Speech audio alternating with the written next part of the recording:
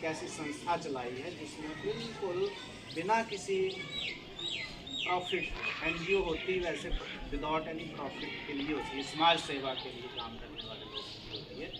और इनकी समाज सेवा को सिर्फ भारतीय स्तर पर नहीं बल्कि अंतर्राष्ट्रीय स्तर पर कई देशों के विश्वविद्यालयों में जो है इनको रिकॉग्नाइज किया है। और सर बता रहे थे कि मुझे पूरा नाम बोल गया, किसी यूनिवर्सिटी का बोला है, इनको PhD की ऑनरेरी डिग्री जो है वो किसी विश्वविद्यालय में जो है किसी बाहर के किसी USA की USA और जर्मनी की 2 यूनिवर्सिटीज़ ने इनकी इसी समाज सेवा की भावना को देखते हुए ऑनरेरी PhD डिग्री की उपाधि दी है। तो आप समझ लीजिए कोई सामान्य व्यक्ति हमारे सामने नहीं खड़े हैं, इन्होंने बहुत कुछ अचीव किया है।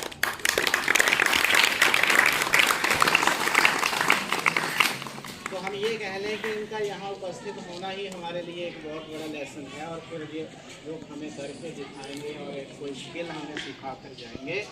अगर इस स्किल से कल को हमारी आर्थिकी सुधर जाती है और फिर जो फाउंडेशन जिसके तहत जो है ये आज आए हैं, अर्जुन सेवार्थ फाउंडेशन है। सेवार्थ में तो आपको पता है धरती को बचाने की मुहिम में जो है वो काम किया जाएगा। तो इसमें हर्बल चीज़ें जो हैं पेड़ पौधों से या जड़ी बूटियों से बनने वाली वो चीज़ें जो हमारे रासायनिक चीज़ों से बने हुए पदार्थों का एक तरह से सब्स्टिट्यूट हो सकती हैं।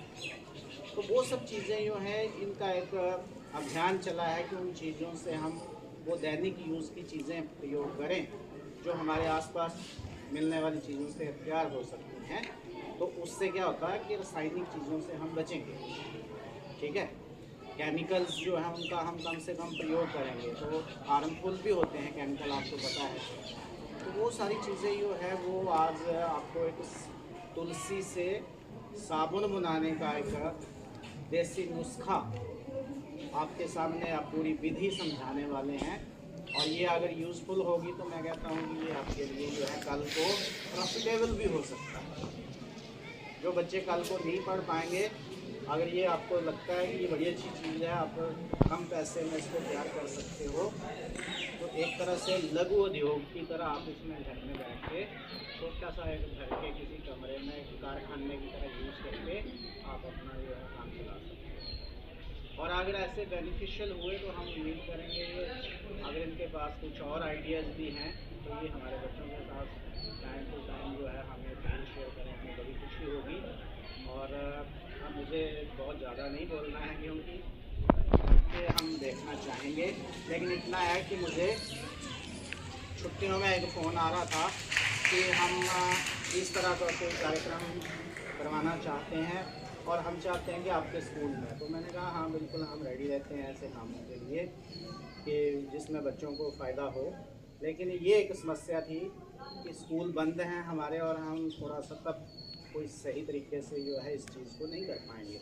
तो एक रिक्वेस्ट थी कि अगर आप हमें चुनना चाहते हो तो हमें छुट्टियों के बाद जुलाई में चुना गया। और मैं धन्यवादी हूँ पूरे उस सिस्टम का जिन्होंने ये आज संपन्न करवाया है कि वो हमें जुलाई में मिल गया है।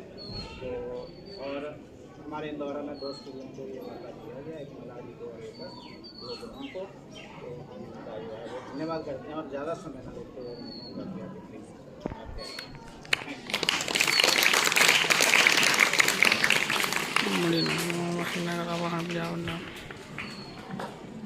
ओम